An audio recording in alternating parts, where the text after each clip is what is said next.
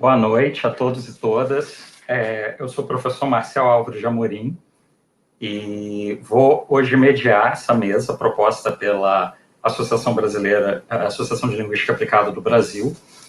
E eu queria começar agradecendo a LAB, né, pelo convite para mediar a mesa, especialmente pelo convite por mediar uma mesa com as professoras Marlene e Fernanda.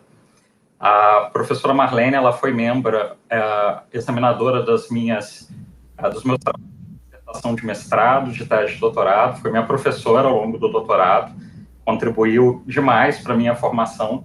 Fernanda foi membro avaliadora da minha dissertação de mestrado e depois colega em diversas disciplinas do doutorado, né, quando ela estava cursando o pós-doutorado.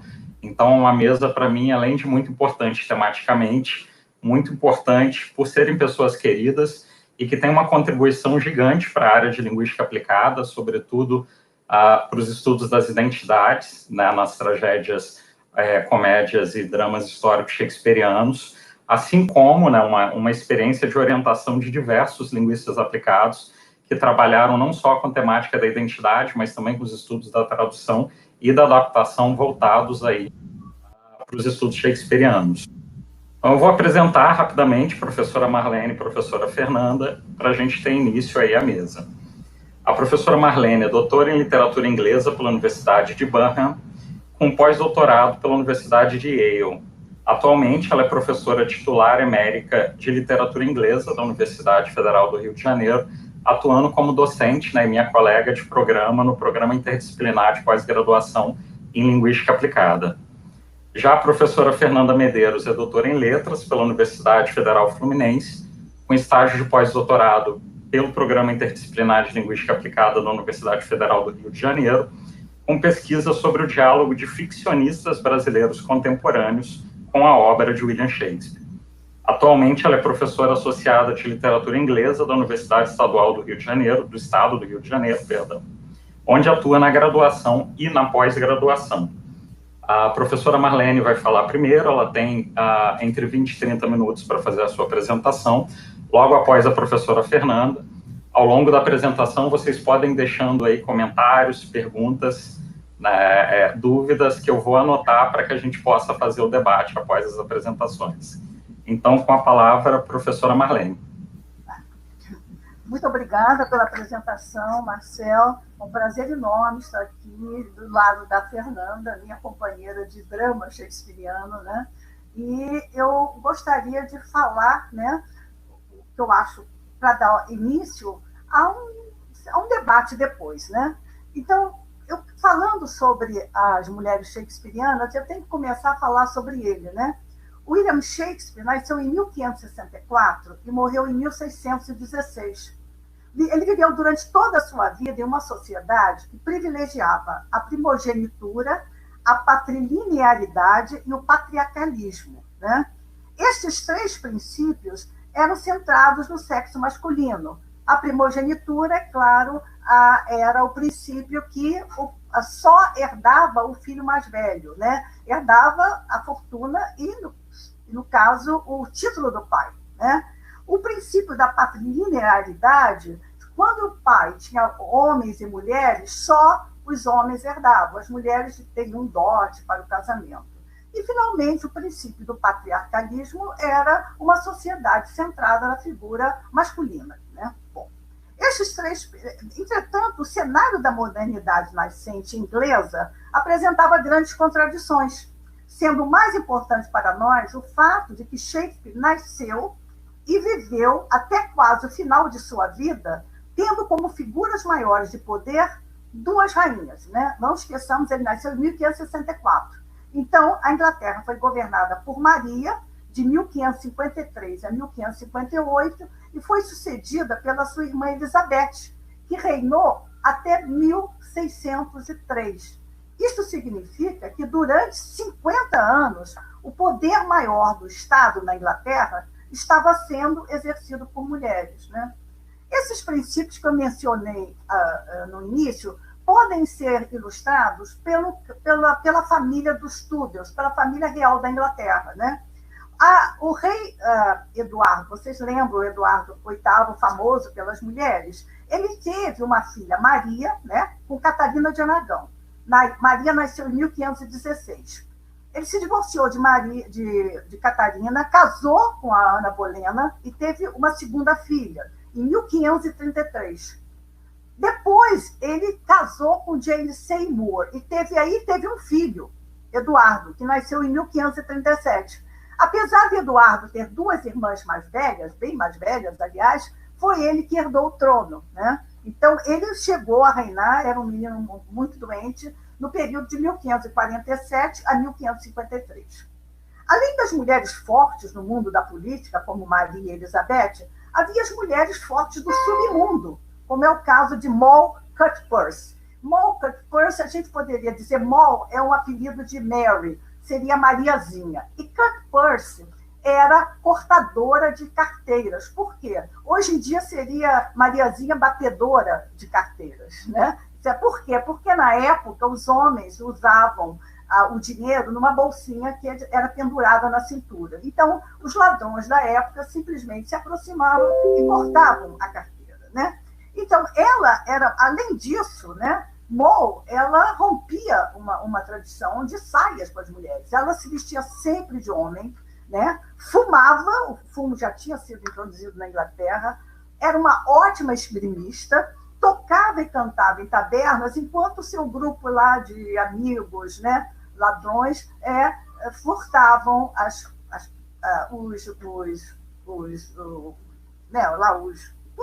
os frequentadores, né?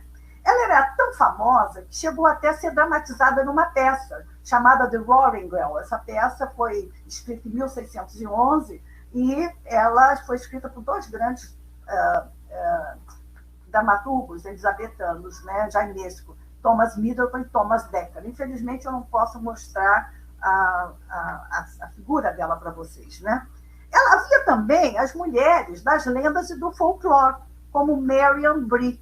Marion Brie, ela tem uma lenda de que ela se vestiu de homem por um motivo muito simples. O namorado dela foi morto na batalha, né, quando estava lutando contra os espanhóis na Holanda, em Ghent. Ela se vestiu de homem, imediatamente assumiu o cargo de capitão, né, e lutou bravamente, né, nesta guerra, né? Então, até hoje, né, os ingleses, existe baladas, né, sobre a Mary Ambree, né, que era respeitada até pelos capitães ingleses, né?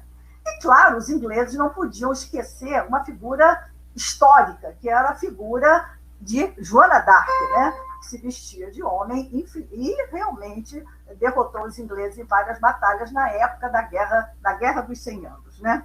Com esses exemplos do poder, esse lado, só queria acrescentar que a Mary Ambree, ela é representante daquilo que nós chamamos donzela guerreira, né?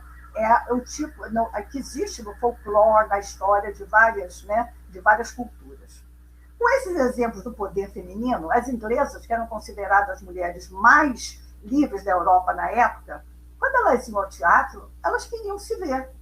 E Shakespeare não as decepcionavam. Em geral, ausente das peças históricas, porque as peças históricas são centradas em reis e generais, as tragédias oferecem grandes exemplos de força e vitalidade das inglesas representadas por homens, já que atrizes só subiriam ao palco em 1660. Isso é muito interessante, algo que a Fernanda deve também falar mais tarde.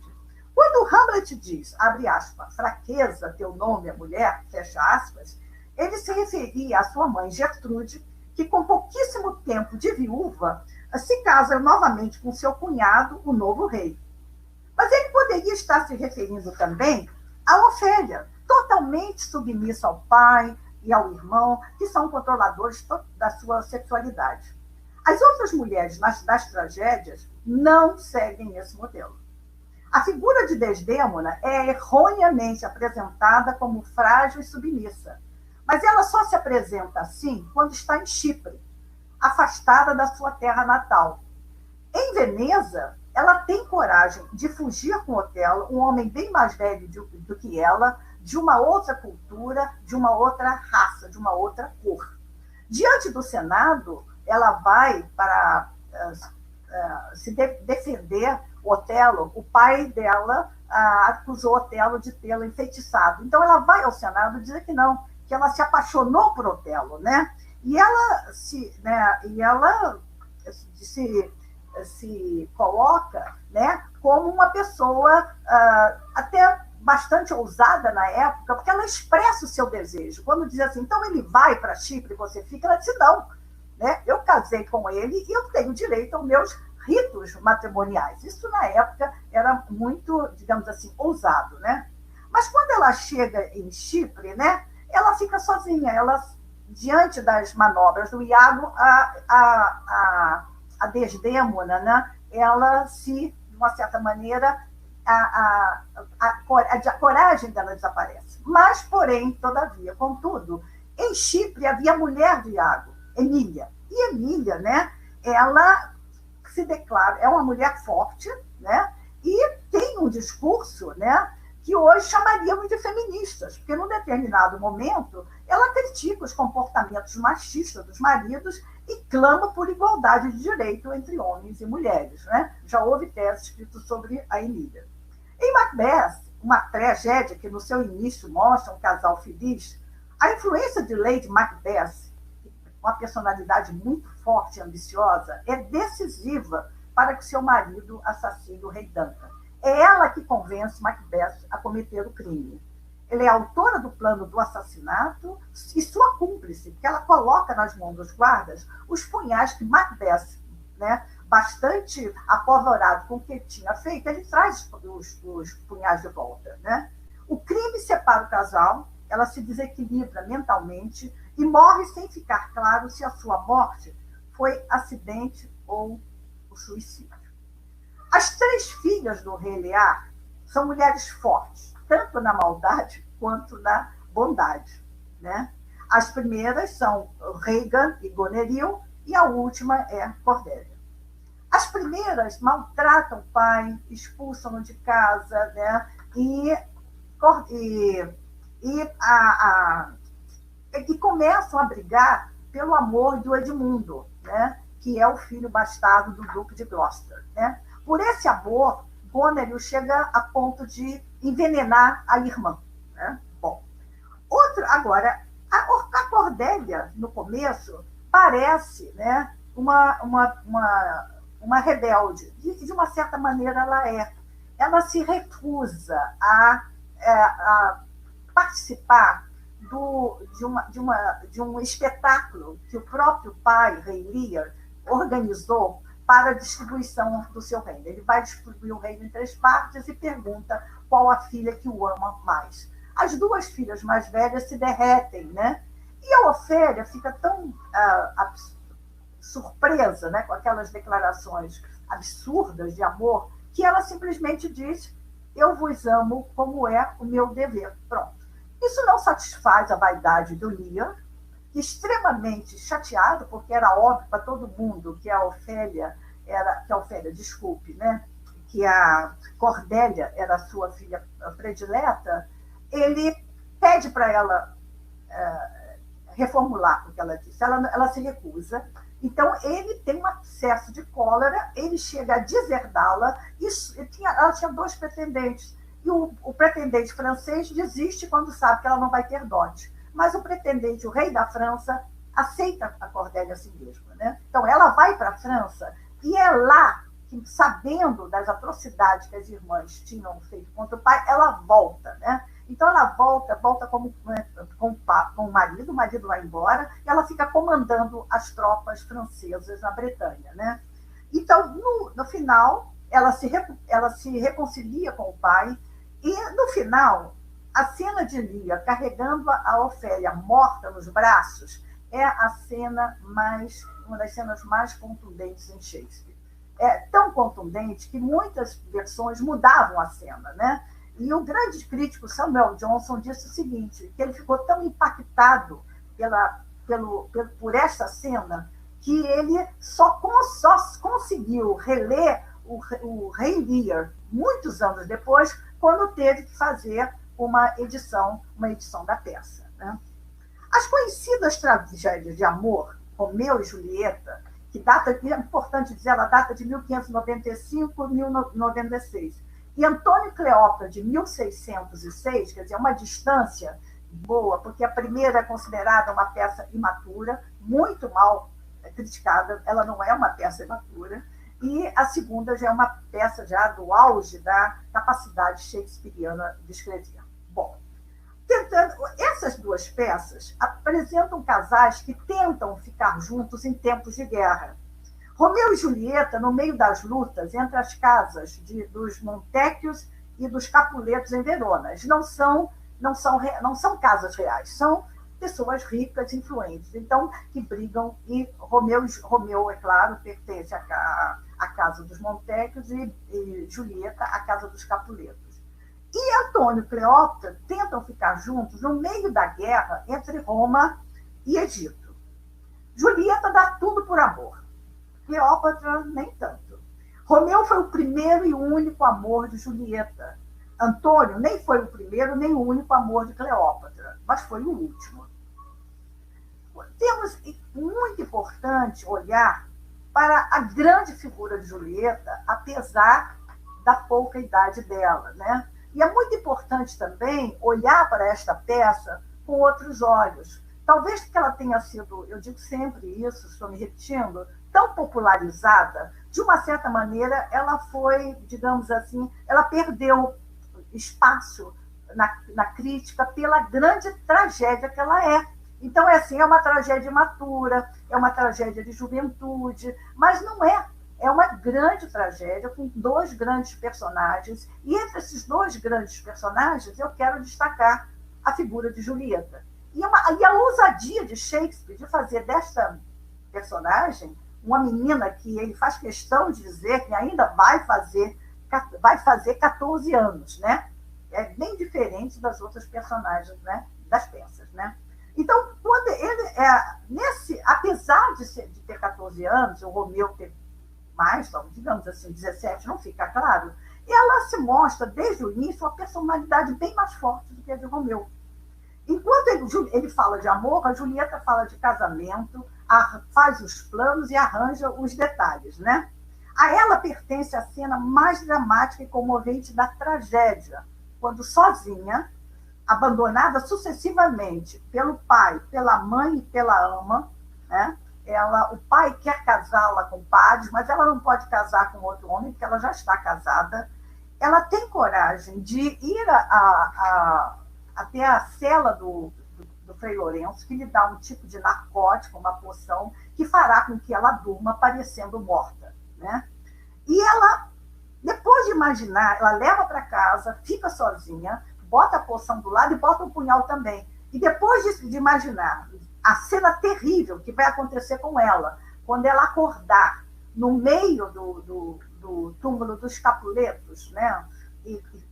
Com todos aqueles ossos e com a figura recém-assassinada, com o cadáver, né, do Teobaldo recém-assassinado, é uma cena de pavor, né?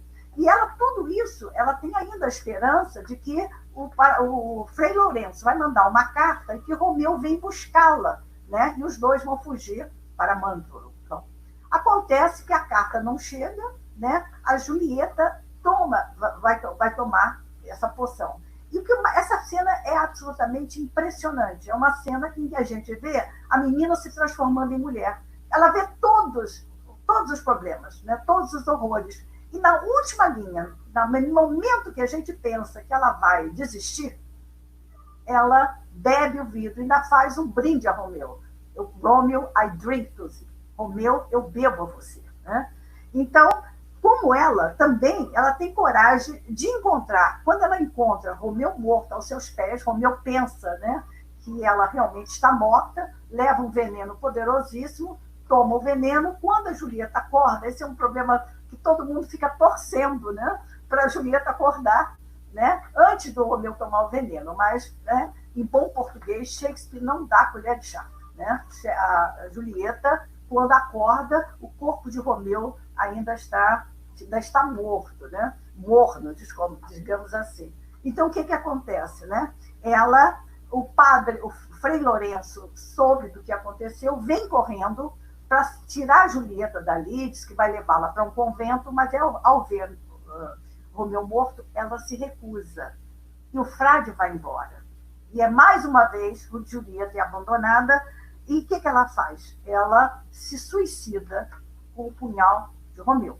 Bom, já Cleópatra, depois da derrota na guerra contra os romanos e a morte de Antônio, sabendo que será levada para Roma para ser exibida como parte do triunfo de César, prepara o seu suicídio em grande estilo.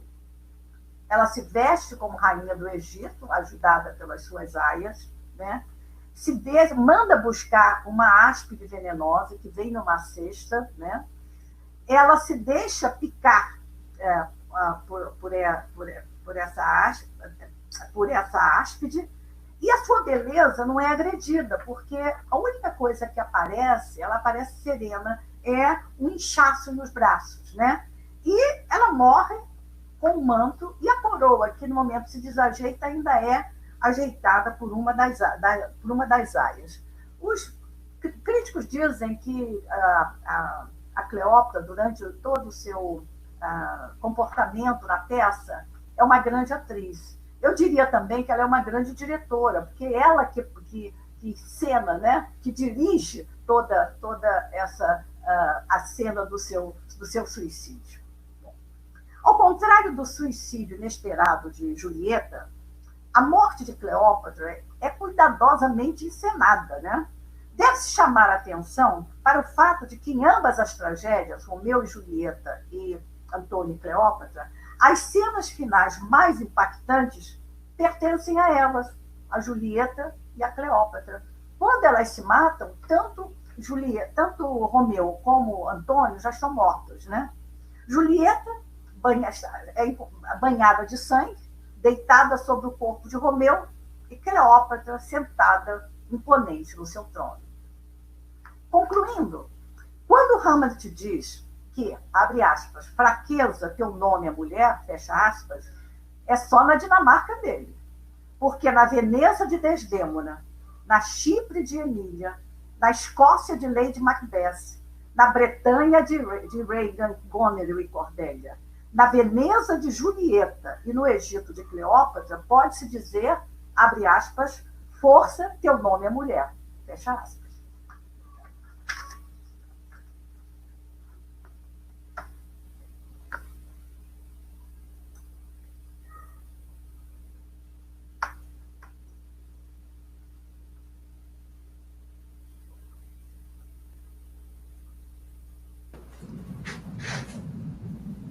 Obrigado, Marlene.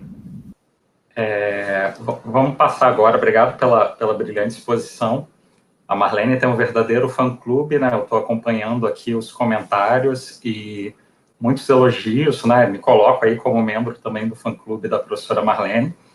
E vamos passar agora, então, a fala para a professora Fernanda Medeiros, da Universidade do Estado do Rio de Janeiro. Fernanda, é com você.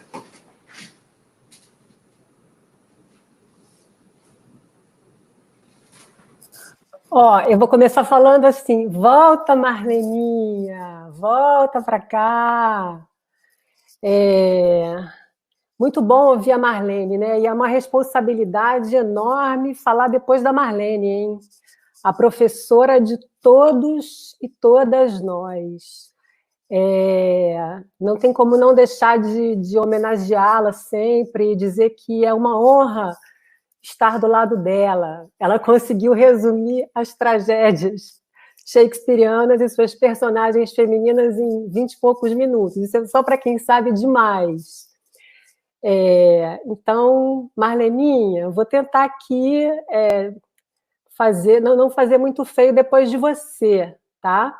E aí eu agradeço a Branca pelo convite, ao Marcel pela presença, a Lab também por estar promovendo, né, no meio de um momento tão terrível, tão barra pesada, promovendo esses encontros, essas conversas. Acho que também são encontros em que a gente tem que brindar a universidade pública, de onde tantos de nós viemos e a quem nós devemos tanto, né? Então, aqui nesse quadradinho com vocês, né, o mundo fica muito bom. Bom, então, a Marleninha falou das tragédias, das personagens femininas das tragédias, e cabe a mim falar das personagens das comédias. Eu vou pegar carona nessa ideia da força. A gente nomeou a nossa fala, a nossa conversa, né, Marlene, de mulheres shakespearianas, força e vitalidade. E eu acho que a Marlene já começou a dar uma virada, talvez, em algumas visões que até não muito tempo atrás a gente tinha sobre as personagens femininas trágicas, como mulheres silenciadas ou mulheres solapadas completamente pelo patriarcado e pela misoginia. E eu acho que, de fato, a gente pode ler isso de outra maneira. É óbvio que essas mulheres muito próximas do poder, como são as mulheres trágicas, diferentemente das mulheres das comédias, elas vão estar mais submetidas, sim, a um sufocamento. Mas isso não mina a sua força. Então, eu adorei a Marlene ter terminado a fala dela rephrasing, não é? Uma fala tão famosa do Hamlet, trocando a palavra frailty pela palavra strength. Strength, thy name is woman. Legal. Vamos reler essas personagens femininas, vamos descobrir onde pode estar essa força delas, né?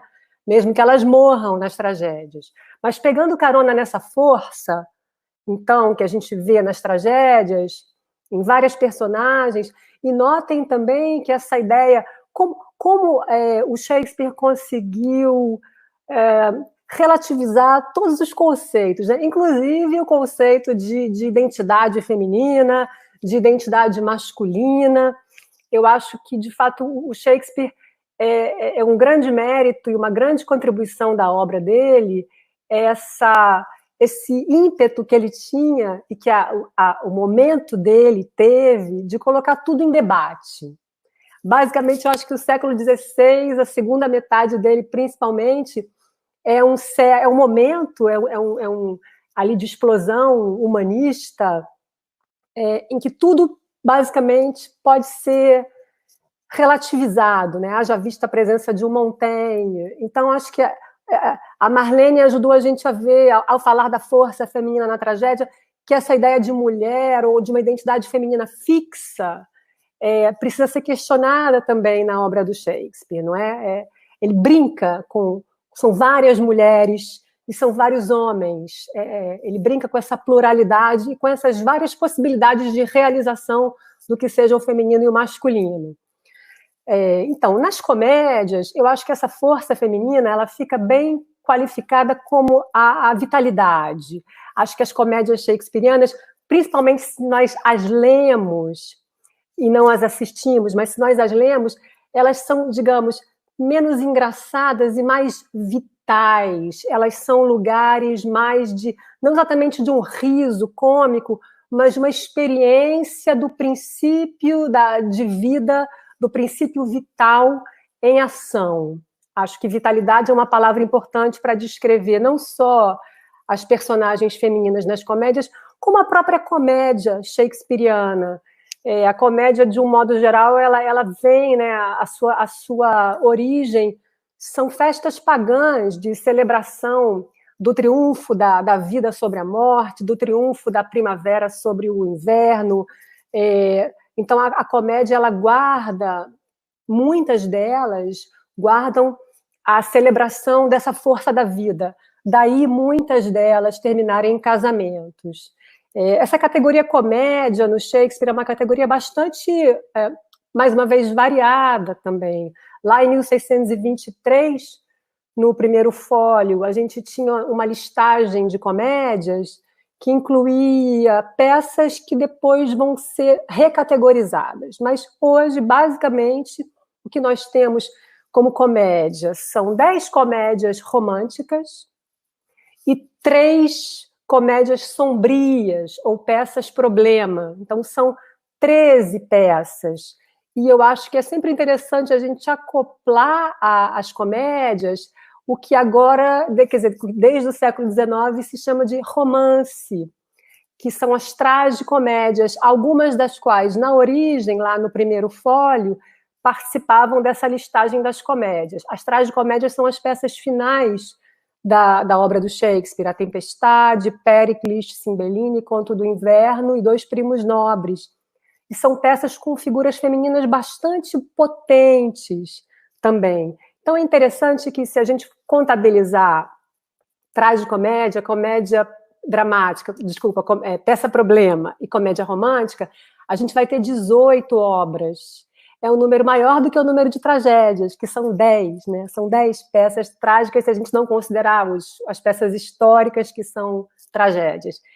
Isso para dizer para vocês que a comédia ela é uma produção muito vasta do Shakespeare, embora as tragédias sempre tenham sido mais prestigiadas, desde que a crítica shakespeariana começa ali no século XVII, as tragédias são consideradas mais elevadas, como eu acho que desde sempre aconteceu. E Marlene, justamente, é uma grande defensora das comédias, que, de alguma maneira, sempre contaram como uma espécie de subalternas, assim, fora aquelas famosíssimas como Sonho de uma Noite de Verão, Muito Barulho por Nada. Se você pega, por exemplo, Noite de Reis, que é uma comédia belíssima do Shakespeare, ou mesmo, se bem que a Megera Domada é bastante popular também, né? Mas, curiosamente, eu já tive essa experiência em sala de aula, às vezes de alunos lerem comédias e dizer: ué, professora, mas foi Shakespeare que escreveu isso? Tem certeza? Um estranhamento com essa... E esse estranhamento do Shakespeare cômico, eu acho que ele diz respeito à canonização do Shakespeare, sobretudo como autor trágico. Então, eu acho inegável que as tragédias tenham sobrepujado as comédias, né? Em termos de prestígio crítico, e, de fato, é recente essa valorização das comédias, e a Marlene é uma grande defensora, e acho que foi uma pessoa que me ajudou muito a entender a importância das comédias. A Marlene tem um livro, um estudo sobre as comédias, que é uma grande contribuição, um livro recente, e um dos artigos mais legais que eu já li sobre mulheres e sobre o poder matriarcal na obra do Shakespeare, com foco nas comédias. É um artigo que está publicado na revista Scripta. Vale muito a pena ler. Acho interessante também a gente lembrar que o Shakespeare escreveu aproximadamente 980 personagens, nas 38 peças, sem contar os acréscimos e as peças perdidas. Digamos que a gente considere 38 peças, são 980 personagens aproximadamente, e apenas 155 mulheres. Ou seja, 16% dos personagens são mulheres. E eu acho que essa baixa porcentagem também é mais um índice da força dessas figuras femininas que, por estarem em menor número, não são menos memoráveis do que as figuras masculinas, não é? Nem são menos potentes dramaturgicamente do que as figuras masculinas, embora estejam em número reduzido. Acho que uma característica que marca... E importante também salientar que esse número menor de personagens femininas na obra do Shakespeare, essa porcentagem mais baixa, certamente também se deve ao fato de não haver atrizes nos palcos elisabetanos, não é? Até havia mulheres participando de encenações. Tem um livro de 2019, um estudo muito legal sobre a participação de mulheres em encenações teatrais, tanto na corte quanto nos teatros públicos, mas não atuando propriamente nas peças. Elas eram dançarinas ou elas eram equilibristas de corda bamba, mulheres que apareciam mais com o corpo. A própria esposa do Jaime I, a rainha Ana da Dinamarca, era uma quanto mais participante das mascaradas da corte, só que as mulheres não tinham texto. Então, também é interessante a gente pensar que não é que não houvesse mulheres no palco, né? Mas, de fato, o Shakespeare não escreveu os personagens femininos para serem vividos por mulheres, mas sim por rapazes, por atores homens. Daí, talvez, também o menor número de personagens femininas. Em relação, quer dizer, óbvio que existe uma diferença entre esse exercício da potência das mulheres nas tragédias e nas comédias. E eu acho que eu gostaria de marcar duas características que eu acho que distinguem essas mulheres fortes, cômicas. Nas comédias, então, as mulheres elas ganham mais mobilidade para os seus corpos. Elas se locomovem mais. Não que você não tenha mulheres nas tragédias que não se locomovam. Como a Marlene mencionou agora, a Desdémona viaja de Veneza para Chipre, mas ela viaja já casada com o marido. Mas não é o mais comum. A própria Cleópatra, poderosíssima, né? Quem está em circuito, quem está circulando é Marco Antônio, não é ela. Mas as mulheres cômicas, elas viajam disfarçadas ou não de homens, elas fogem, elas circulam mais no espaço público. Então, os corpos das personagens femininas, eles ganham mais movimento, eles habitam mais os espaços do que os corpos das personagens trágicas femininas. Isso é um dado importante. E verbalmente também, elas têm mais lastro, as personagens cômicas. As falas delas são menos cerceadas, embora as falas delas possam ser igualmente ameaçadoras. Não é à toa que a figura da megera, da shrew, seja uma figura cômica por excelência, né? Acho que a comédia ela pode expurgar esse pavor masculino, e aí é um pavor cultural, da língua feminina. Então, nas comédias, de um modo geral, as mulheres têm essa maior amplitude de movimento e uma maior liberdade verbal, o que não quer dizer que a gente não tenha as mulheres eloquentes nas tragédias, muito pelo contrário. Gostei muito da Marlene sublinhar tanto a força da Julieta. A Julieta, ela é uma megerinha, né? Uma pequena shrew, no sentido de ter uma expressão verbal bastante articulada, evoluída. Só que a Julieta, ela sabe que ela tem que guardar essa expressão verbal para o mundo íntimo dela. Com a mãe, com o pai, ela faz um personagem, não é? Mas quando ela está sozinha, ou com a ama, ou na sacada, ou com o Romeu, ela é articuladíssima e muito veemente. Digamos que as mulheres cômicas, elas não precisam fazer essa distinção tão grande dos espaços públicos e privados, porque elas têm essa circulação maior. Então, eu acho que vale a pena a gente também pensar o que existe na comédia como estrutura, né, do próprio gênero da comédia, que facilita a presença, que favorece esse exercício da força feminina. A comédia, ela... Assim, vou apontar 3 características que eu acho que a gente pode destacar das comédias que favorecem, então, o exercício dessa potência feminina. A primeira característica é que as comédias elas não se centram em protagonistas singulares. Quer dizer, ao passo que a tragédia focaliza indivíduos muito excepcionais, as comédias elas trabalham com núcleos de personagens. As comédias estão mais interessadas num foco na comunidade, no coletivo, nas dinâmicas de funcionamento desse coletivo. E se a gente olhar para os títulos das comédias, a gente vai ver que a gente não encontra nesses títulos nomes próprios.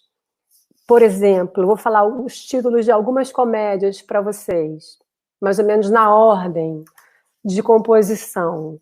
Os Dois Cavaleiros de Verona, A Megera Domada, A Comédia dos Erros, Trabalhos de Amor Perdidos, Sonho de uma Noite de Verão, Mercador de Veneza, que eu acho até difícil entender como uma comédia romântica, que é como essa peça é comumente classificada.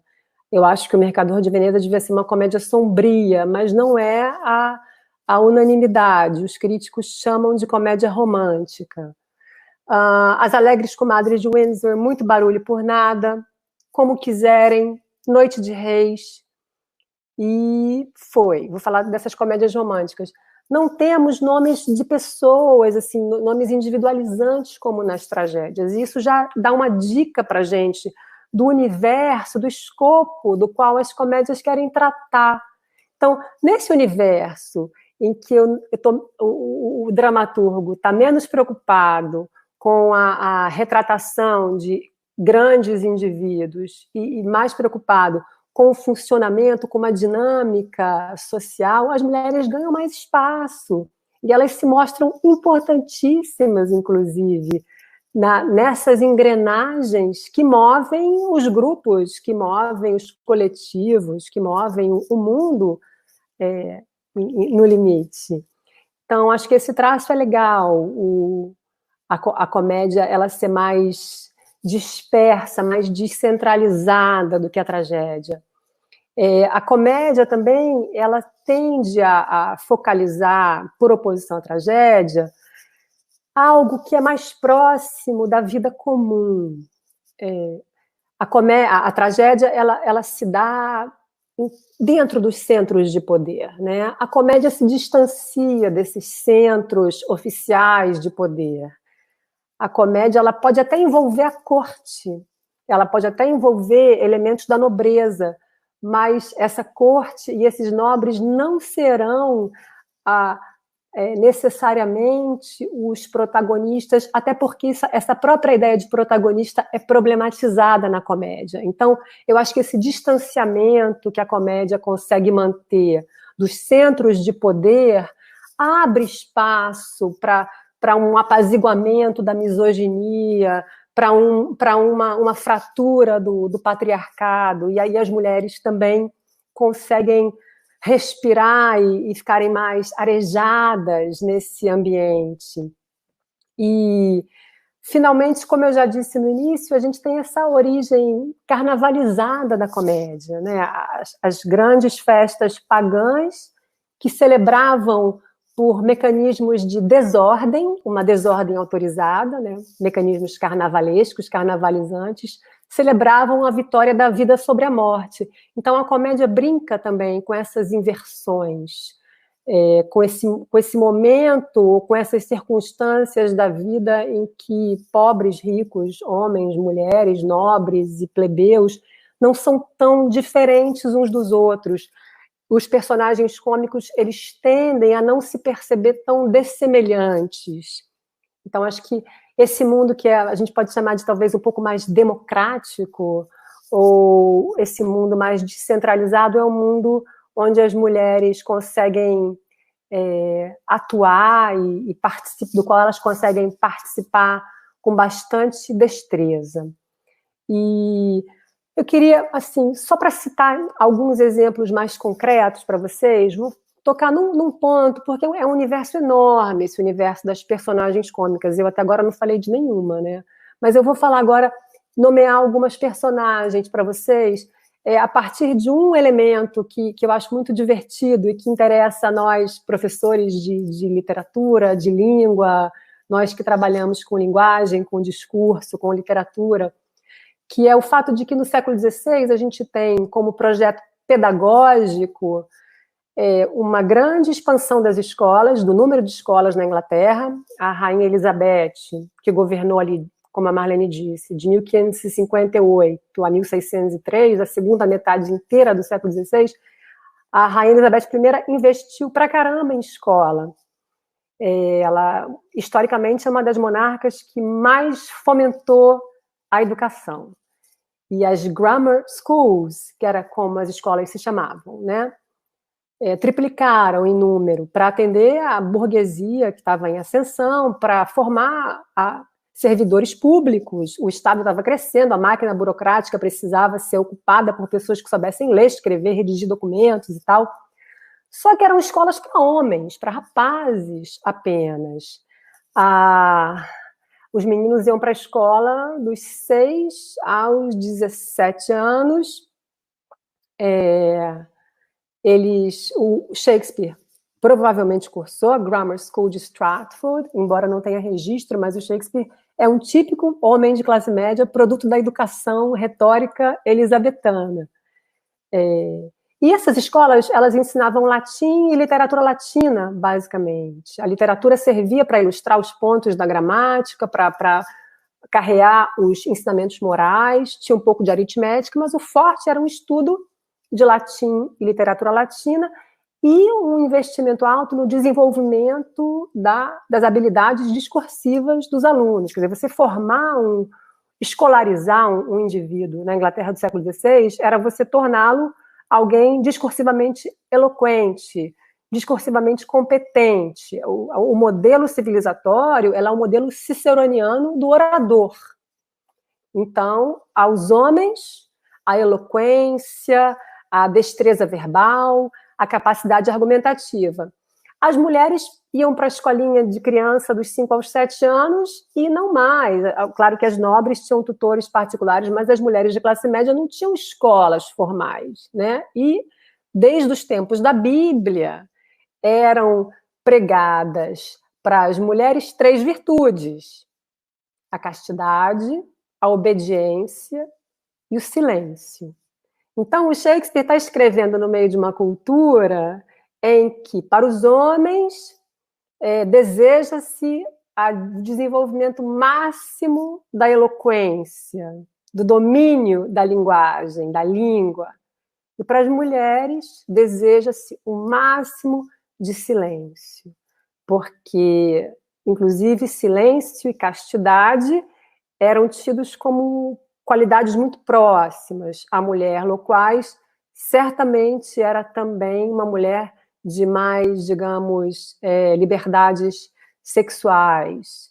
Então, eu já acho interessante alguém que está escrevendo no meio dessa cultura, ainda que com a presença de rainhas poderosas, sobretudo Elizabeth, e de figuras femininas do submundo, como Marlene nos apresentou, a Moll, Cuthbert, mas é ainda uma cultura que tem muito medo e muito receio da língua feminina.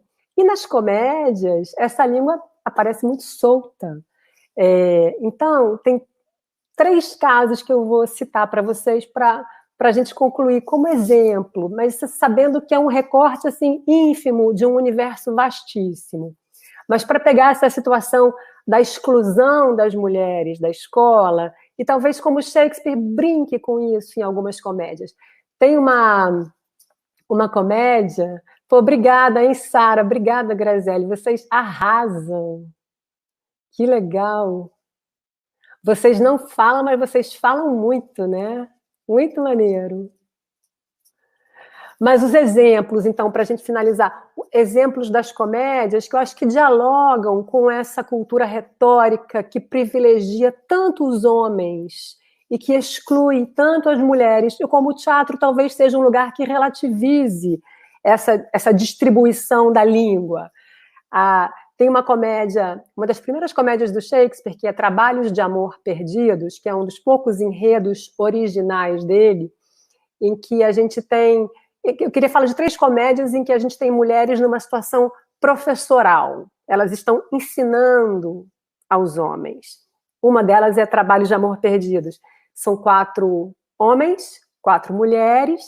Esses 4 homens fazem um voto de passar 3 anos apenas estudando, jejuando e 0 contato com mulheres. Eles querem se tornar scholars, sobretudo o rei de Navarra, porque ele acha que é assim que ele vai ter fama para a posteridade. Então, ele convence 3 jovens nobres a aderirem a esse pacto com ele, de reclusão estudo, jejum e abstinência sexual por 3 anos.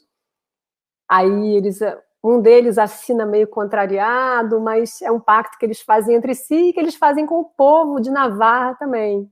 E no que eles assinam esse contrato, chegam 4 mulheres maravilhosas, a princesa da França e 3 damas dela de companhia, e mais um entourage. E aí os caras se apaixonam pelas moças, e eles vão passar a peça toda tentando burlar um contrato que eles próprios assinaram. Então, para as moças fica muito nítido que esses rapazes, eles assim, o que eles têm é lábia. E eles são capazes de usar a linguagem de uma maneira enganosa, de uma maneira, assim, mentirosa. E essa comédia, então, é uma comédia que não tem final feliz, impressionantemente, é uma comédia que não acaba em casamento. Toda a expectativa de que essas 4 moças e esses 4 rapazes iam se casar é quebrada, justamente porque as mulheres precisam dar uma lição nos homens. Então, essa coisa da pedagogia, né? Uma pedagogia da qual as mulheres estão excluídas na vida formal, mas que aqui, nessa peça, na Trabalho de Amor Perdidos, elas vão impor tarefas a esses rapazes por 1 ano, e se eles forem capazes de cumprir essas tarefas, ao final desse ano, elas podem julgar se eles vão poder cortejá-las ou não. Então, é uma aula de linguagem também que elas dão para eles, no sentido de saber o que é que eles pactuam, saber que contratos eles assinam e de que maneira eles podem se manter coerentes e fiéis ao que eles próprios se comprometem. Então, é divertidíssima essa comédia. Acho que uma outra comédia que coloca as mulheres numa função muito pedagógica é As Alegres Comadres de Windsor, que é também um enredo original do Shakespeare. E as 2 comadres, a senhora Ford e a senhora Page, elas têm a incrível tarefa de enfrentar o maior malandro shakespeariano, que se chama John Falstaff. O Shakespeare confronta nas Alegres Comadres essas 2 comadres, que são mulheres casadas, bem casadas, com os burguesões da cidade, talvez casamentos meio tediosos, como disse uma amiga minha, Beatriz. E o Falstaff sempre é um nobre e fanfarrão. Shakespeare já tinha feito 2 peças com o Falstaff, os Henriques IV, e a Rainha Elizabeth quer ver o Falstaff de novo, aí o Shakespeare escreve as comadres, aparentemente ele escreve para agradar a rainha, mas essas 2 mulheres, o Falstaff tenta pregar enfim, tenta seduzi-las, e muito confiante na sua masculinidade e tal, o Falstaff tenta seduzi-las e elas passam a peça toda dando lições nesse grande malandro, e elas se mostrando o tempo todo mais inteligentes, muito solidárias uma com a outra, trabalhando numa parceria afinadíssima, ou seja, muita sororidade ali das comadres, e elas, com inteligência e com sagacidade, com muito humor, elas fazem a pedagogia de Sir John. Elas ensinam que Falstaff não pode se meter com qualquer pessoa e nem pode achar que as mulheres, porque são alegres, essa palavra merry, elas são as merry wives, porque são alegres, são aquela questão da castidade e do silêncio, né? São desonestas. Elas dizem para ele, as mulheres podem ser honest, podem ser merry, alegres, e podem ser honest too, honestas também. Ou seja, castidade e silêncio não necessariamente dependem um do outro. E eu acho que elas se colocam numa posição pedagógica. E, por último, a Rosalinda, que é a personagem de As You Like It, uma peça Como Quiserem.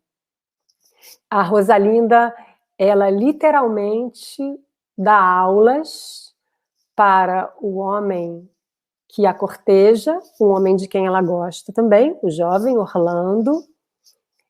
Rosalinda travestida de rapaz, de Ganymede. Aparentemente, Orlando não saca que Ganymede é Rosalinda, mas tenho minhas dúvidas se ele também não está jogando um jogo com ela ali de uma certa excitação andrógena, não sei. Tem uma hora que ele fala para ela, você parece com alguém que eu conheço. Ele fala para o Ganimedes. É uma peripécia muito grande, não vou contar para vocês, mas a gente tem, então, uma moça que gosta de um cara, o cara gosta dela também, ela está travestida de rapaz, porque ela teve que fugir, exilada da corte.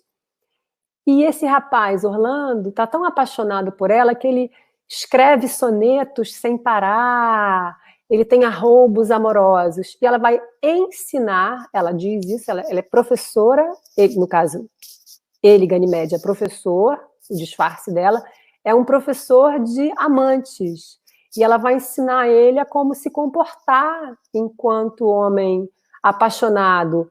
Ela vai ensinar para ele também, vai dar para ele uma aula de linguagem, de adequação de linguagem a sentimento e de adequação de visão de mundo também. A Rosalinda tem falas ótimas. Ela fala para o Orlando, uma hora que ele diz para ela, mas eu vou morrer de amor se eu não vir Rosalinda. Aí ela, olha, meu filho, todo mundo morre. Os homens morrem há muitos anos, há milhares de anos, e os vermes comem esses homens. Mas morrer de amor, eu nunca vi ninguém morrer, não, viu? Então, a Rosalinda desconstrói toda uma retórica amorosa e, quiçá, enganosa que o Orlando apaixonado pratica. Então, ela pedagogiza o Orlando também. Foram poucos exemplos, mas eu acho que exemplos de um ponto muito nevrálgico, eu acho, que o Shakespeare me parece que ele está brincando um pouco, ele está fazendo um pouco de troça do fato de que as mulheres, embora excluídas da educação formal, elas podem ser tão mais hábeis, inteligentes e boas usuárias coerentes da linguagem, do que os homens que têm o acesso à educação. Então, olha só, acho que, concluindo aqui, embora as mulheres não estivessem atuando, elas chegam ao palco por meio de personagens, em geral, muito fortes, tanto na tragédia quanto na comédia. As mulheres, provavelmente da plateia, pagantes, estariam exercendo, quem sabe, uma pressão comercial para que o Shakespeare escrevesse bons papéis femininos, né, para vender ingressos para as mulheres também. E eu acho que tem um diálogo aí muito interessante da obra do Shakespeare nos seus personagens femininos com esse contexto que é sempre, né, até hoje, patriarcal, misógino, e que a gente está tentando a duras penas perfurar e relativizar e modificar. Tá bom? É isso. Obrigada. Obrigado, Fernanda. Eu vou tentar a professora Fernanda, manifestando também o meu vivo à Universidade Pública Brasileira. E eu também gostaria de, enquanto docente do IFRJ, de manifestar o meu pedido para que a Prefeitura Municipal de Belford Roxo tire a mão do meu IFE. Eu não sei se todo mundo está sabendo, mas a Prefeitura de Belford Roxo, por meio de um projeto de lei municipal, está pedindo de volta o terreno onde o IFRJ da cidade está instalado e, de certa forma, expulsando todos os docentes, discentes, servidores técnicos administrativos que há 5 anos ofertam ensino público gratuito de qualidade na Baixada Fluminense, no estado do Rio de Janeiro. Então, queria deixar aí demarcado, junto com o manifesto da Fernanda, essa reflexão. Fernanda e Marlene, né, obrigado pelas duas falas, né, muito inspiradas, com muitos comentários, muitos elogios. Eu acho que a gente pode tirar disso tudo, né, das duas falas, algo que foi marcado em vários comentários, que Shakespeare ele já problematizava a questão de uma identidade essencializada, né, que ele desafiava convenções de gêneros, brincava, né, com a pluralidade, com as várias maneiras possíveis de se pensar o feminino e o masculino. Sobre as mulheres, nas peças shakespearianas em específico, né, elas são sempre diferentes, né, em cada peça. A gente não tem um tipo que permeie todas as peças shakespearianas. O Francisco Júnior, né, comentou aqui na sessão de comentários, inclusive, que as mulheres elas são mais versáteis, né, que elas não são apenas estereótipos do que era ser uma mulher naquela época, né, como a Fernanda também colocou na fala dela. Mas, ao mesmo tempo, como a Fernanda também provocou, essas mulheres elas eram sempre representadas por rapazes, né, na maior parte das vezes adolescentes, né, no período da puberdade, durante a era elisabetano-jainesco. E aí, pensando sobre isso, eu quero deixar uma primeira pergunta, tanto para a Marlene quanto para a Fernanda, né, que os textos teatrais, eles viajam, né, eles se constituem em diferentes cronotopos, eles são ressignificados constantemente em sentido. E lembrando que a Marlene disse, né, que a gente tem ali a presença de atrizes profissionais no palco a partir de 1660, a minha primeira pergunta, né, para abrir a nossa discussão, é se há registros e se os papéis femininos eles foram modificados, se eles foram relidos a partir do momento em que as mulheres passam a atuar nessas peças. E aí podemos começar com a Marlene e depois a gente passa a Fernanda. Né? Olha, pois não. Você está me ouvindo? Estamos sim. Está me ouvindo? Definitivamente sim. A primeira modificação foi mostrar o corpo feminino. Entende? Elas começaram, é muito comum nas comédias shakespearianas, a moça, né, como a Fernanda estava mostrando né, em Como Gostais, a moça se vestia de rapaz, né? Então, isso aparecia também, e botavam as moças usando calças justíssimas, né? Que naquela época o número de saias era muito grande. Então, o que se nota logo de início é essa preocupação com o corpo feminino, de mostrar o corpo feminino, né? Inclusive nas cenas de tragédia, uma cena de estupro, uma coisa assim, por exemplo, em Dois Cavaleiros de Verona, essa peça não era muito mostrada, não. Mas, realmente, há a história de você ter que rasgar um pedaço da blusa para mostrar um pouco do seio e tudo. Então, essa é a primeira consequência de colocar mulheres, né, no palco. Essa é a primeira consequência. Perfeito, não vou acrescentar nada, não. Acho que é isso mesmo. Marlene sabe muito mais disso que eu. Não, imagina. Perfeito. Dando prosseguimento, então, eu tentei organizar as perguntas aqui por blocos temáticos, né, e aí eu vou fazendo 2 ou 3 perguntas de cada vez, e aí vocês podem respondendo. Né.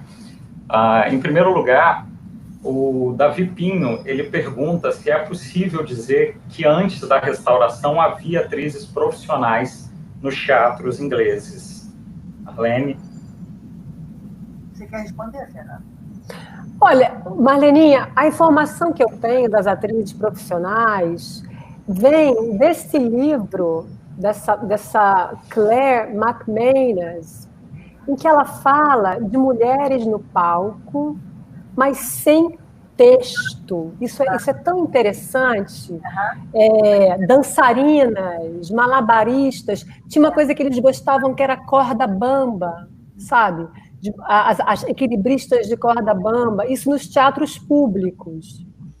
Ela encontrou registros nos livros, em alguns lugares na Inglaterra, em livro caixa, de pagamento dessas figuras femininas, que não são atrizes, né, mas são performers, e que justamente estavam com os corpos muito expostos nessas funções que elas tinham. E na corte, esse livro dela é bastante focado na Rainha Ana, da Dinamarca, a esposa do Jaime I, e a Rainha Ana participava das mascaradas na corte, que eram essas encenações mitológicas, uma coisa meio escola de samba, não é? Com música, dança, muita fantasia, eram coisas caríssimas. É impressionante o que a corte gastava com esses espetáculos nas suas festas, nas suas celebrações, e que a Rainha Ana e as filhas participavam, mas sem texto.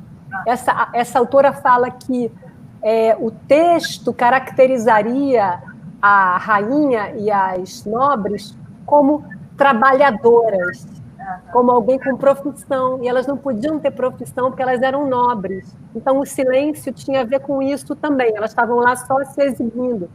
Então, é o que eu sei, eu adoraria estudar mais isso, sabe? Porque eu tenho a impressão, Marleninha, você me corrige, que são descobertas recentes, de que havia mulheres, sim, no teatro, embora sem encenar os papéis, mas em outras funções expostas, performando. Eu estou louca para estudar mais isso, mas tudo que eu sei é o que eu li desse livro da Claire McManus. Definitivamente, por papéis, não. Inclusive, houve uma companhia francesa que chegou lá, já com os franceses, né, no final do século, e levou mulheres, e foram vaiadas, elas foram obrigadas a se retirar, porque a cultura puritana estava cada vez mais forte, não é isso? A gente lembra que os grandes inimigos do teatro eram os puritanos, né? Por isso que quando veio a famosa Revolução, a primeira coisa que eles fizeram, em 1642, foi fechar os teatros, né?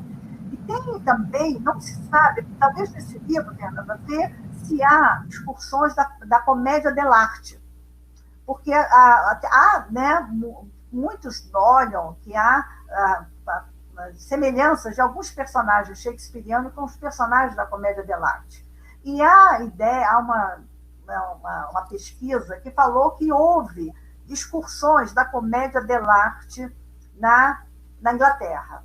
E a minha pergunta seria por quê? Claro que eu não perguntei, mas o livro dizia que, geralmente, na comédia dell'arte, as pessoas eram casadas, era marido, mulher e tal. Então, parece que, digamos assim, a consequência, né, de você ter mulheres solteiras ou coisa, que vai aparecer só depois na restauração, né? Agora, uma coisa que eu gostaria só de apontar é o seguinte: como é que o Shakespeare precisava de atores? Porque você precisa de um ator para fazer uma Julieta, que tem 14 anos, e precisa de um ator para fazer uma Cleópatra, que já deve estar lá perto dos seus 50, né? Então, isso é uma coisa, né, impressionante, como é que você tem que dispor na companhia, né? Por isso que tem poucas mulheres, né? Porque você não tem, nem todos os atores têm essas possibilidades de fazer, né, uma menina e fazer uma mulher feita, né? Posso acrescentar uma coisa também? Claro. Eu sempre levo em conta o seguinte: de acordo com uma historiadora do teatro chamada Tiffany Stern, que é lá do Shakespeare Institute, né, Marleninha? As peças do Shakespeare já estavam sendo recebidas como literatura concomitantemente às suas encenações. As pessoas compravam os textos das peças. Tanto que a gente tem texto pirata de tantas peças do Shakespeare. Ela diz, por exemplo, que as pessoas chegavam mais cedo ao teatro para guardar lugar, porque não tinha lugar marcado, e que muita gente ficava lendo trechos da peça, inclusive em panfletos que eram vendidos no próprio teatro, sabe? Enquanto esperavam o espetáculo começar. Então, embora, óbvio, essa questão da encenação seja crucial, porque a gente está lidando com o autor teatral, é importante a gente lembrar também que desde a sua incepção ali em 1590, o teatro do Shakespeare está sendo absorvido como literatura. E no texto literário, a gente tem a Rosalinda, a Julieta, a Cleópatra, sem a mediação do ator, percebem? Então, eu não sei, eu acho que isso a gente tem que levar em conta também, quando a gente pensa, quer dizer, talvez também essa liberdade de fazer as personagens femininas fortes, em meio a uma cultura patriarcal, etc., com pouquíssimos atores que pudessem fazer papéis tão variados, talvez isso se deva também ao fato de aquele consumo estar sendo um consumo no papel, na literatura, na imaginação dos leitores, não é? Eu acho importante a gente pensar isso também. Perfeito. Dando continuidade, então, a gente teve um pequeno debate, né, ao longo do chat com Francisco Júnior, o Felipe e a Maria Aparecida, sobre qual seria aquela personagem mais forte nas peças shakespearianas, né? O Francisco lembra da Emília, o Felipe vai falar na Lady Macbeth, depois o Francisco se questiona se seria a Catarina, né, de Megera Dourada, o exemplo de mulher empoderada à frente do seu tempo.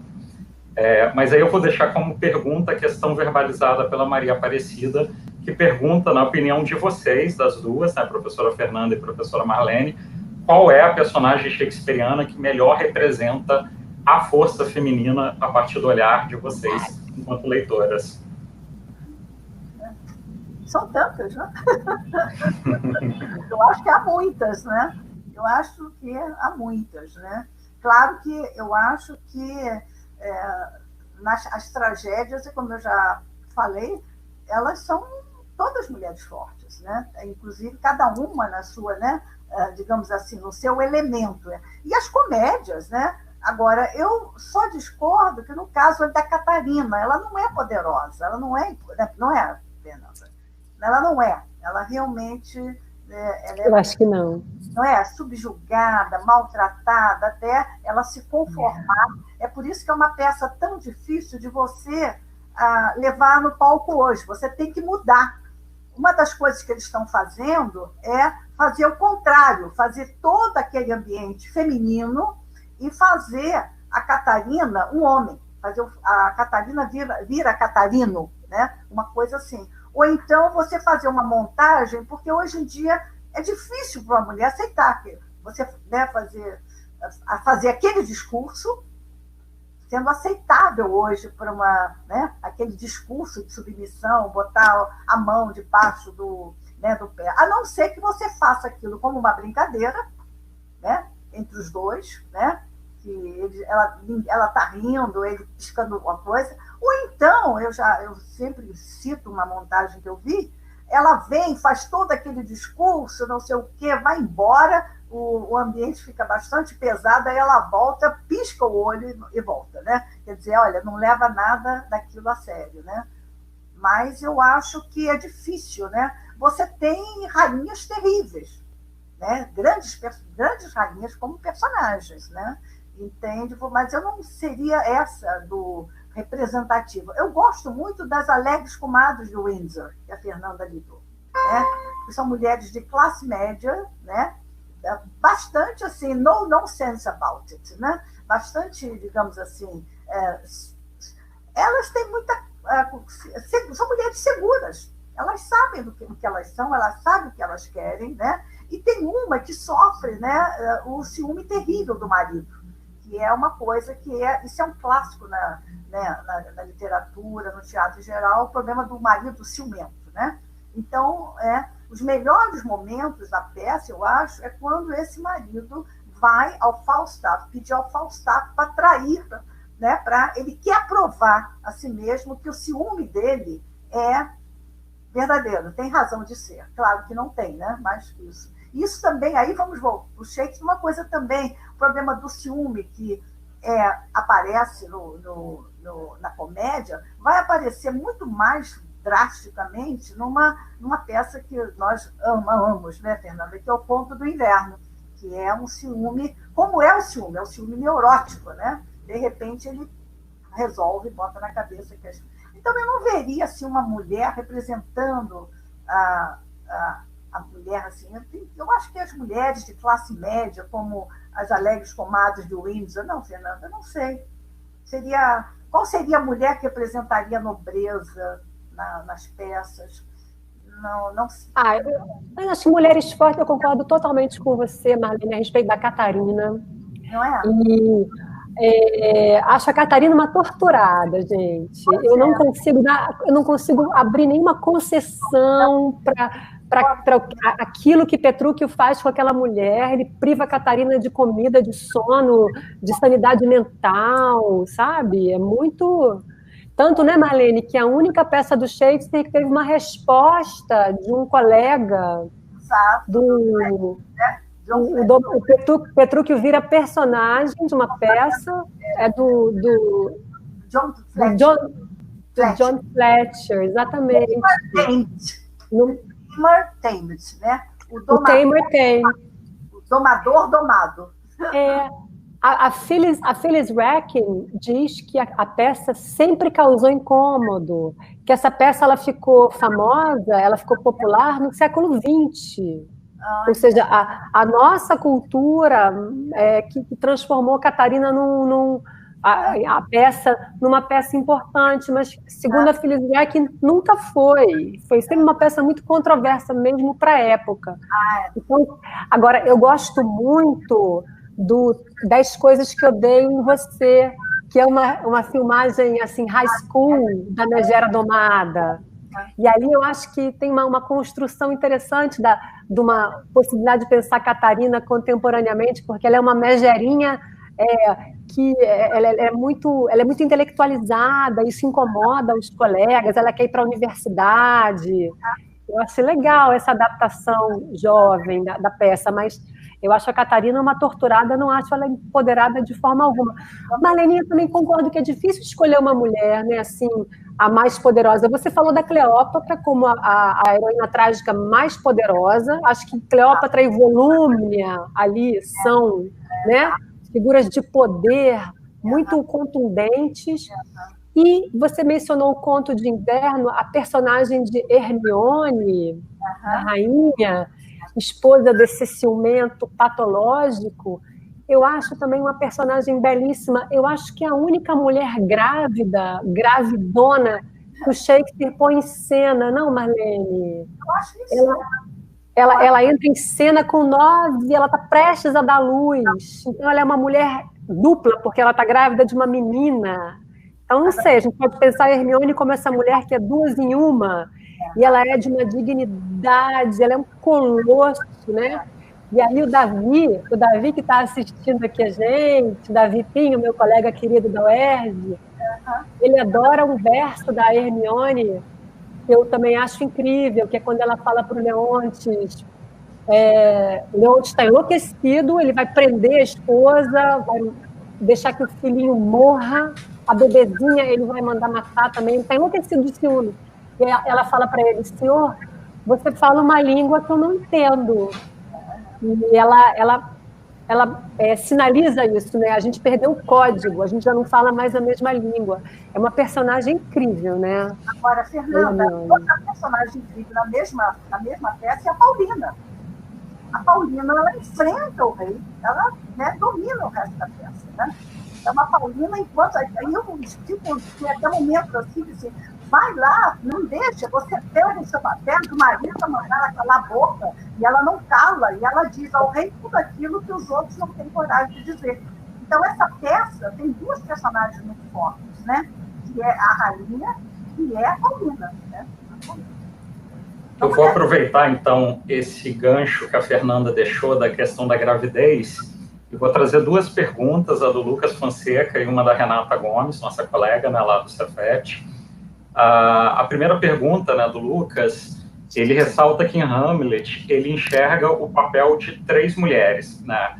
Gertrude, Écoba e esposa de Priam e a ausente mãe de Ofélia, né? E aí ele vai falar que todas essas personagens são mães, né? E pergunta qual é a importância do papel materno em Hamlet. A Renata amplia um pouquinho a questão e pede para que vocês comentem um pouquinho sobre um possível esmaecimento da figura materna nas tragédias. O que eu não ouvi? Ela pede para que comente um possível esmaecimento da figura materna nas tragédias shakespearianas. Você quer responder, Fernanda? Não, Marleninha, vai você, por favor. Em geral, isso é uma queixa que os críticos fazem, né? Talvez porque essa condição da mulher não poder ser atriz, o Shakespeare escrevia para a companhia dele, né? Ele tinha um número muito reduzido de atores que poderiam fazer mulheres maduras, né? Então você treinava um aprendiz para fazer jovens e tal, né? Mas mulheres maduras, então você nota que tem poucas mães em Shakespeare. Por exemplo, Romeu e Julieta é uma das poucas peças que existe uma mãe. A Julieta tem mãe, né? geralmente as mães não aparecem. Por quê? Porque você precisa de um ator de uma certa, né, sei lá, uma certa idade e para fazer o papel, né? Então isso aí é eu acho que é uma das limitações do palco dele, do teatro dele, com a qual ele tinha que lidar, não é isso? Agora tem mães assim, por exemplo, a mãe assim mais assim, que a gente palpável, que a gente vê, é a mãe do Hamlet, né?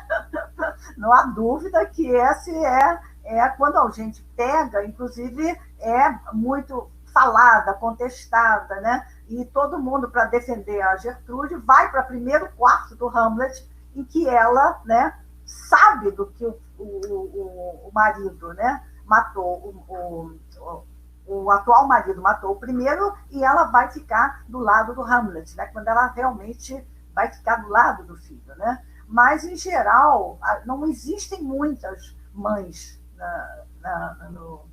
eu não penso nas tragédias shakespearianas, não existe, né? Não.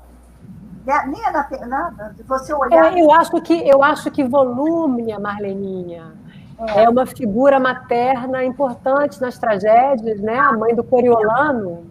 Ah, sim, isso, claro. Né? Mas é uma construção também bastante negativa da figura materna. A Volúmnia é uma mãe devoradora. Exatamente. Mas ela também é romana, né? A importância da mãe romana na formação dos seus filhos, né? Quer dizer, a sociedade romana era uma das, sei lá, não diria poucas sociedades da época, mas que valorizava muito a figura materna. A figura materna tinha um peso na família, né? Tinha um peso na família. Então, eu acho que ela também corresponde a esse, né? E tem, tem uma mãe deliciosa, que eu não gosto da peça, mas é a Condessa de Roussillon, do All's Well That Ends Well, tudo está bem quando termina bem. Eu não gosto da peça, não gosto da heroína, mas a Condessa, ela é uma mãe maravilhosa, ela, inclusive, vai até contra o filho a favor, né, da Helena, da mulher que está rejeitando, né? Então, há algumas mães, né? Eu acho. Mas são poucas. Acho que naquelas peças de romance, as peças finais, a gente falou da Hermione, que é uma figura materna incrível, incrível. A Thaisa, esposa do Péricles, também vai ser uma, embora interaja pouco com a filha, mas vai ser uma bela mãe. Eu estou vendo que Marleninha, o Leonardo Afonso, que está aqui também. Oi, Leonardo. Ele está falando das mães do Ricardo III, a própria mãe do Ricardo, a duquesa de York. E vai ter a Margaret, que eu acho que vai fazer também uma voz dessa mãe, né, da viúva e da mãe que perdeu o filho. Então, são poucas construções maternas, mas algumas bastante fortes. Perfeito. A gente está aí encaminhando para o final, né? Tem 10 minutinhos, então eu vou trazer perguntas que vão olhar a questão para o outro lado, né? A Amélia Neves e o Luiz Paulo da Moita Lopes, eles vão olhar para a questão do masculino e do patriarcado, né? Então, a Amélia Neves, ela pergunta se essa sagacidade das personagens femininas não estaria ligada à própria personalidade, do caráter dos personagens homens, né, masculinos, sendo que as mulheres teriam que se dobrar às exigências masculinas. E o Luiz Paulo da Moita Lope pergunta se a travestilidade de alguns dos personagens não funciona como um modo de relativizar o patriarcalismo.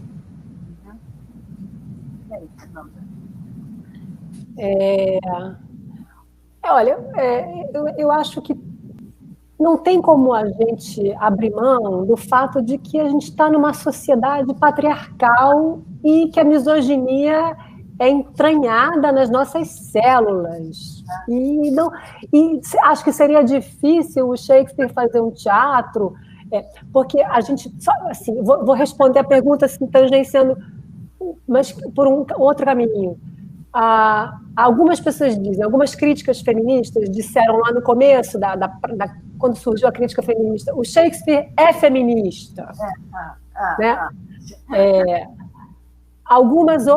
Outros comentadores, já ouvi comentadores dizendo que o Shakespeare na verdade, é misógino. Então, o que eu acho que existe na obra, e aí, Luiz Paulo, eu acho que sim, o travestismo é uma relativização do patriarcalismo, sim, mas acho que o que existe nessa obra do Shakespeare dentro dos limites que esse patriarcado vai impor, não tem como a gente achar que aquilo está fora do tempo, ou que o Shakespeare é um revolucionário, não acho que seja o caso.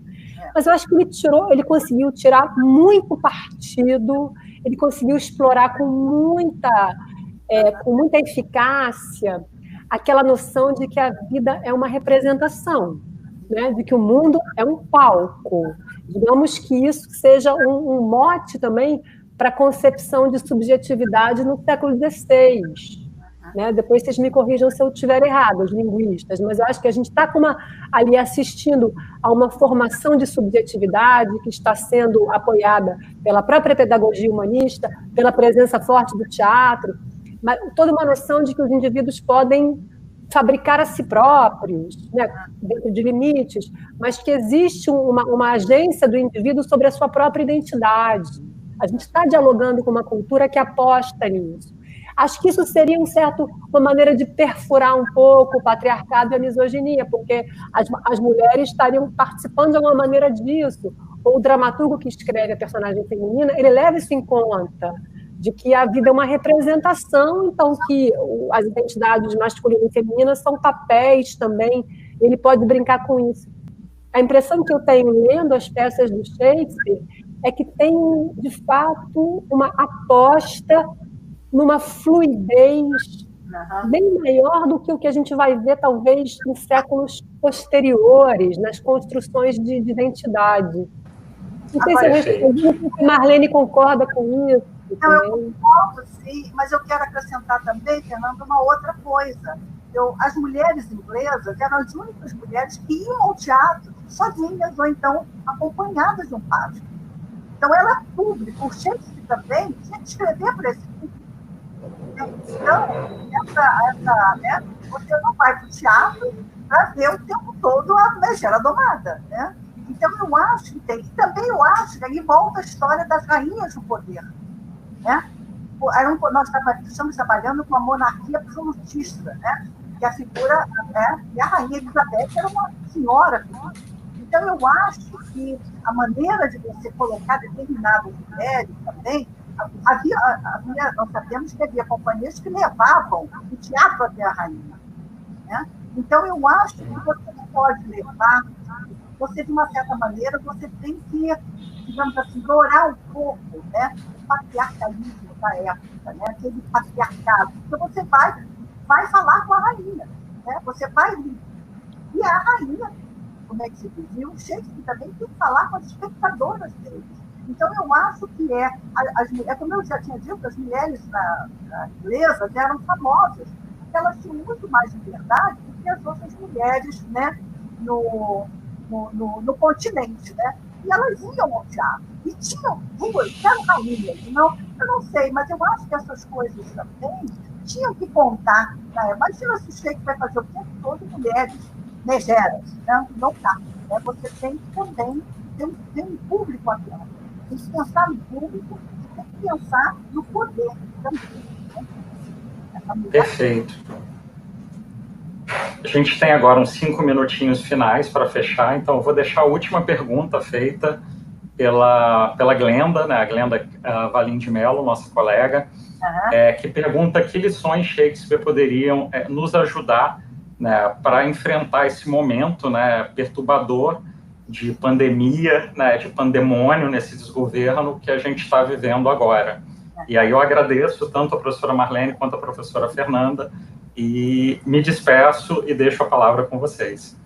Marcel, obrigada. Prazer em te ver aqui. Que delícia conversar. E aí, Fernanda, começa? Marleninha, você responde essa pergunta da Glenda? Não sei, é complicado. Eu acho que para mim ele já está ajudando, né? Na medida que se há... um dos prazeres, né? Você não pode sair, você tem mais tempo, então você pode se dar ao prazer e ao luxo de ler uma peça com a qual você não está trabalhando, né? Você pode ler outras peças, né? Você pode voltar a ler os sonetos, é uma coisa que eu estou relendo. Então, eu acho que, entre aspas, já está ajudando a nós privilegiados que podemos ficar em casa, né? Porque nós somos privilegiados por poder ficar em casa, né? E eu acho também que aqui e ali, você procurando, porque as peças elas permitem tantas leituras, não é isso? Elas permitem tantas leituras. Então, eu acho que o momento atual permite que você veja, né, nas peças, principalmente nas peças históricas, né, determinados, digamos assim, personagens que são, digamos assim, perigosos, determinados personagens que metem medo, né, naquilo que eles podem fazer. Não estou falando no Ricardo III, mas é um tipo. O que é a história da Inglaterra nos ensina, né? Que houve tantas batalhas, tanta gente morreu, e entra um problema aí que eu acho crucial em Shakespeare, que a gente não teve tempo de abordar, porque também, principalmente, é um problema mais das peças históricas, é o problema do poder, né? Com exceção do Macbeth, né, que ali o problema do poder está muito claro, né? As pessoas, né, acho que não mudaram, fazem tudo, né? Muita gente faz tudo pelo poder, né? Então, eu vejo o momento, assim, dizer o que ele diz para o momento histórico, depende da leitura, porque ele é muito amplo, né? E é por isso que a gente está lendo Shakespeare até hoje, né? Porque cada época lê Shakespeare de uma maneira diferente, né? Fernanda? Marlene, eu vou falar para a Glenda. Glenda, eu não sei se a gente pode ter essa ideia de ensinamento, sabe? Ou então é uma ideia muito ampla de ensinamento de um autor literário. Acho que o autor literário ele te provoca a pensar certas coisas. Mas, puxando a brasa aqui para a nossa sardinha, eu vou dizer para você que, para mim, tem sido bem legal pensar mais sobre as comédias, sabe? Também uma coisa que eu devo muito a Marlene.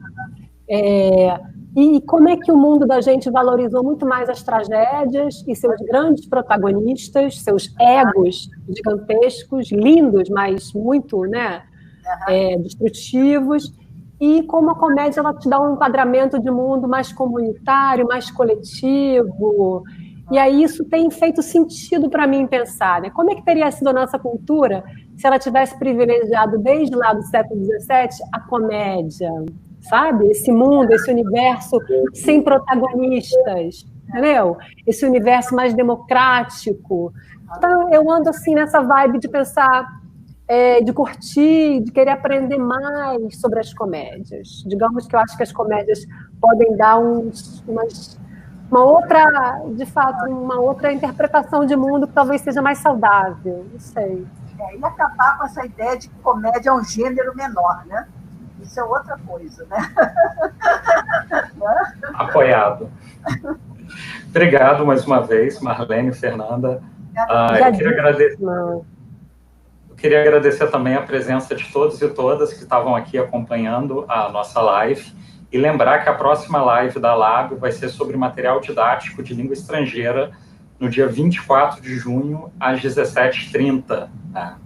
Além disso, a Lab pede para que vocês acompanhem a programação no site, porque ela organizou uma surpresa no dia 26, que é o aniversário de 30 anos da associação. Então, obrigado a todos, todas, obrigado, professora Fernanda, obrigado, professora Marlene, e um grande beijo a todos e todas e um bom descanso. Valeu, obrigada. Valeu, Marlene. Obrigada, Fernanda, obrigada, Graziela. Um prazer estar com você. Valeu, Branca, Marcel, Sara, Graziela e Glenda. Obrigadíssimo.